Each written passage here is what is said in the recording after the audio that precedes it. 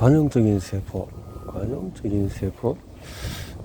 자기 자가독성 공포 면역요법.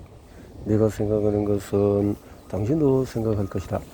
내 모든 원자들은 당신의 원자들이기도 하니까. 나 자신의 노래 1892년. 이제 질문으로 들어갈 때다. 자기는 무엇일까? 내가 앞에서 말했듯이 생물은 기본 단위의 협력을 연합체이다.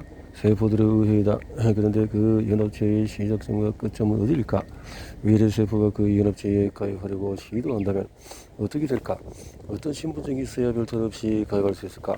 이상한 나라의 앨리스에서 에벨레가 앨리스에게 물은 것처럼 말이다. 너는 누구니?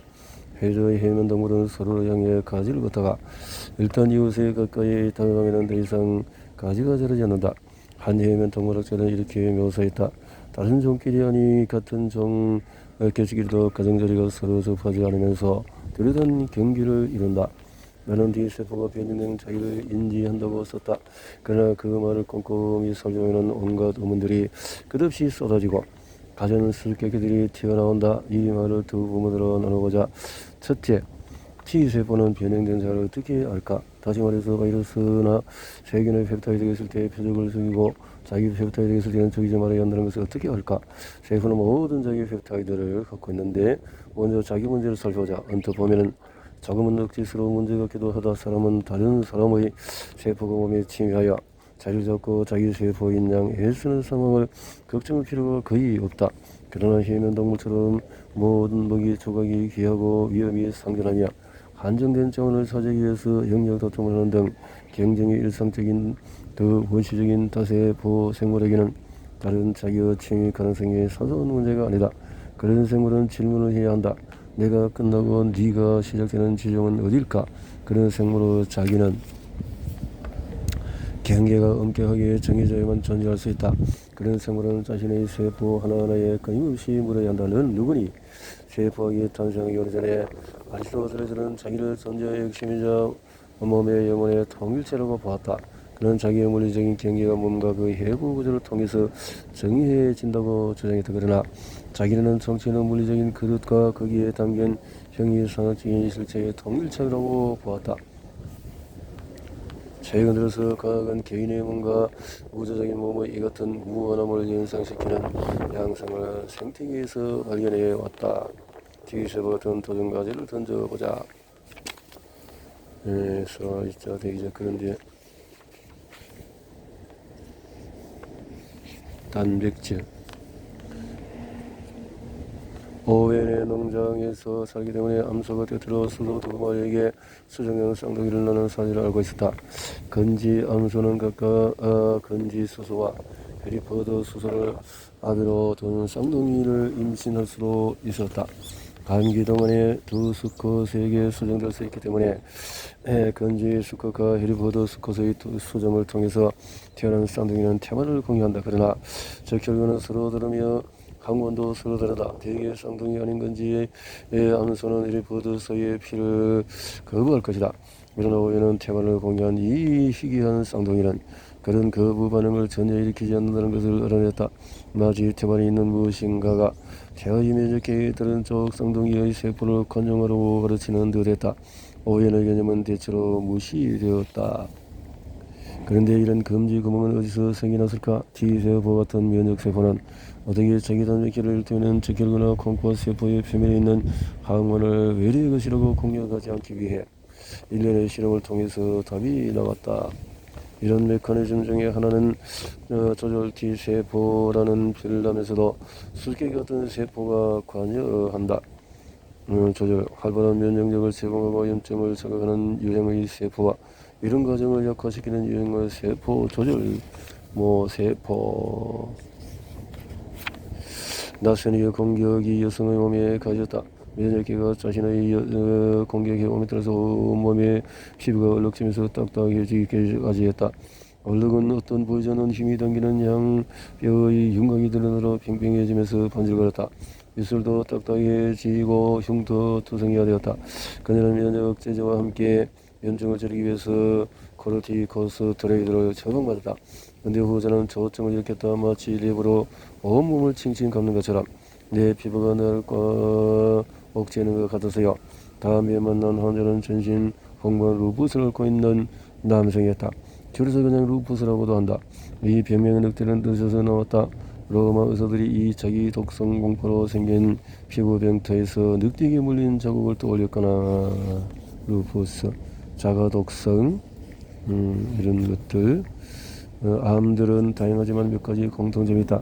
면역계에 보이지 않는다는 점도 그 중에 하나이고, 원래상 T세포는 종양에 맞서는 강력한 면역학적인 무기가 될 수 있다. 일찍이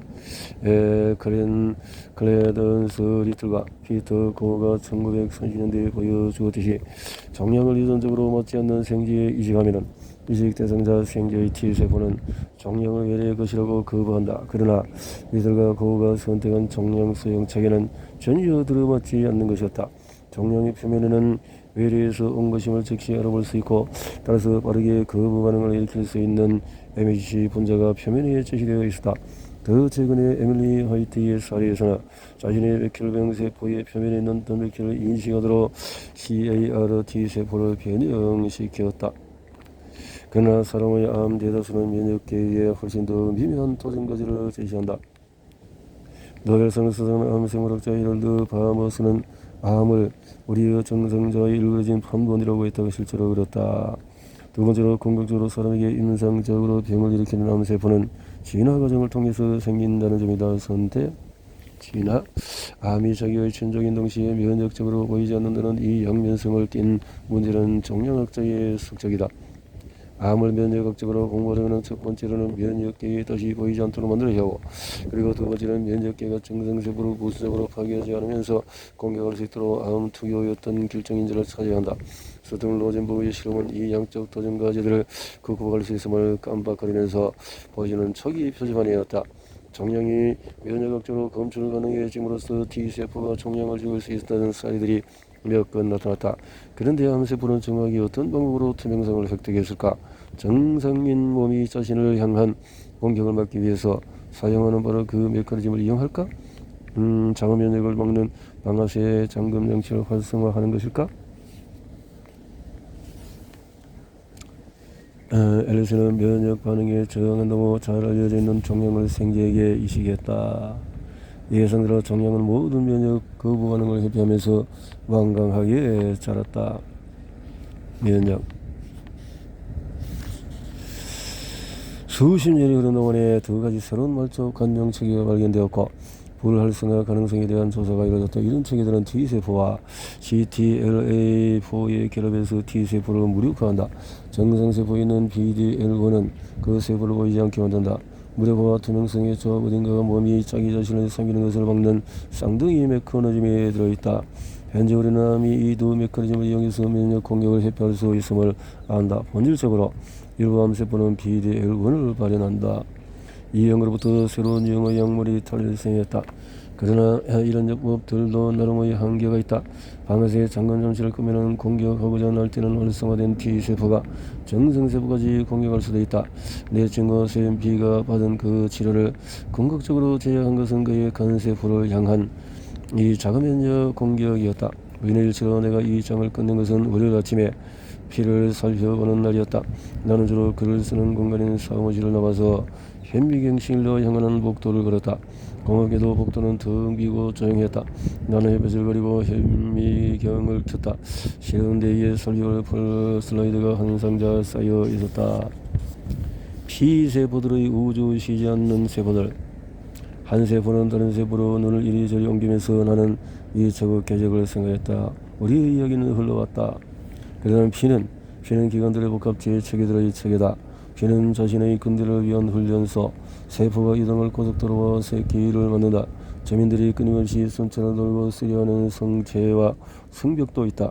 주민을 알아보는 침입자를 몰아내는 신원 확인 체계 T세포. 침입자로부터 자신을 지키는 군대도 창안했다. 언어 조직 체계, 기업 건축 구조, 하부 문화 자기 인지 체계도 진화시켰다. 이제 새로운 비유가 떠오른다. 아마 우리는 세포 문명을 생각해야 할 듯하다.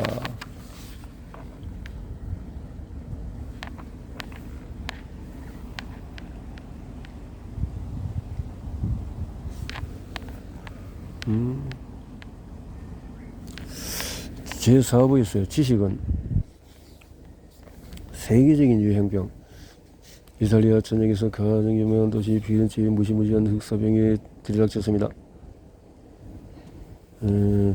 데카메론. 우리의 자신감이 무너지기 전인 2020년 초겨울에 우리는 모두 복잡한 세폭의 가운데 면역기를 가장 잘 이어가고 있는 양보였다.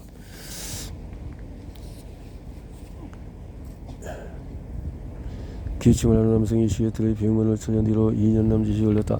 이 글을 쓰고 있는 2022년 3월 감염자는 약 4억 5천만 명, 거의 600만 명이 사망했다. 성스러운 보건 의료체계와 운송 체계를 갖춘 부유한 나라들조차 바이러스에 굴복했다. 영국은 사망자 16만 명을 넘었다. 미국 공식 사망자 수는 96만 사망자. 나는 계속 떠오르는 이런 세계적인 대형의 장면이나 소리를 떨쳐낼 수가 없다. 누구를 썼겠는가? 임시 영안실에 있는 주황색 시즌 주머니들. 여기도 한 친구가 이전 사진은 2년 전에 해변에서도 발치기 올려 기뻐하는 사촌의 모습이 담겨 있었다. 안타깝게도 세상을 떠나서 2020년 4월 인도로 입선 두 번째 물결은 첫 번째 물결보다 더 치명적이었다. 바이러스 문제.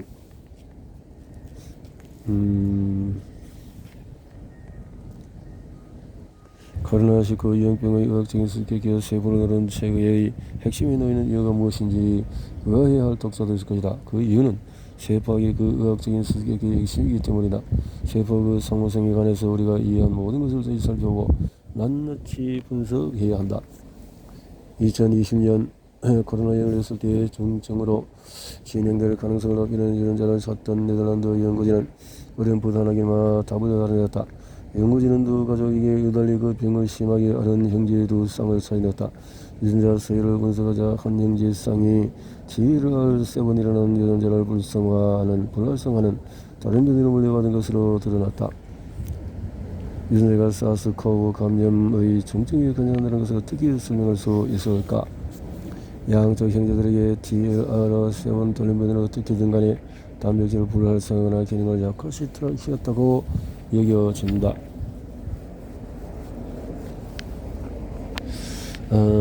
퍼즐 조처를 연구에 딱딱 들어맞기 시작했다.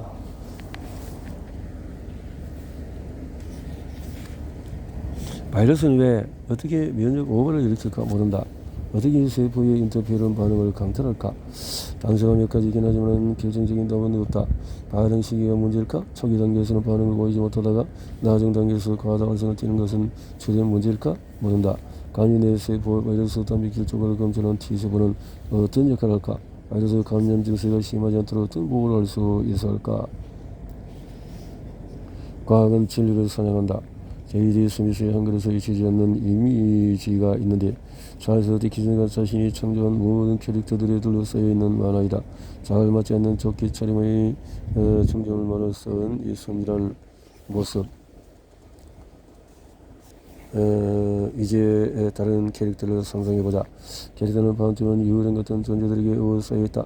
제1형 엔테베론, 톨유사 수행체, 호정고 이런 캐릭터들 가운데서 일부는 대체로 눈에 보이지만 어스름한 불빛이 흐릿하게 보일 뿐이다.